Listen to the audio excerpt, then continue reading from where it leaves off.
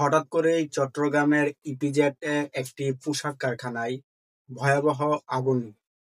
সেই আগুনে এখনো পর্যন্ত কতজন নিহত হয়েছেন বা কতজন আহত হয়েছেন ফায়ার সার্ভিসের কর্তৃপক্ষ থেকে এখনো স্পষ্টভাবে কিছু জানায়নি। তবে ৬ তলা এবং ৫ তলাতে প্রথমে আগুনের সূত্রপাত হয়, এরপর দ্রুত তা ছড়িয়ে পড়ে পুরো কারখানায় এবং আগুন নিয়ন্ত্রণ করার জন্য সেনাবাহিনী, নৌবাহিনী, বিজিবি সেখানে যোগ দিয়েছে। ফায়ার সার্ভিসের ১৭টি ইউনিট ইতিমধ্যে আগুন নিবানোর জন্য কাজ করছে। চট্টগ্রামের ইপিজেডে এই পোশাক কারখানাটিতে আগুন কিভাবে লেগেছে এবং কেন লেগেছে সেটা এখনো পর্যন্ত ফায়ার সার্ভিস থেকে জানানো হয়নি।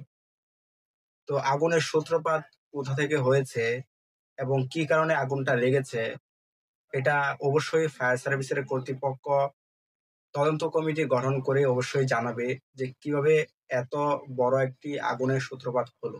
সেই কারখানাতে কোনো মানুষ আটকে আছে কিনা বা কোনো মানুষের সেখানে মরদেহ পাওয়া যাবে কিনা সেটা কিন্তু এখনো বলা হয়নি। ফায়ার সার্ভিসের ১৭টি ইউনিট সেখানে কাজ করছে আগুনটি নিয়ন্ত্রণ করার জন্য।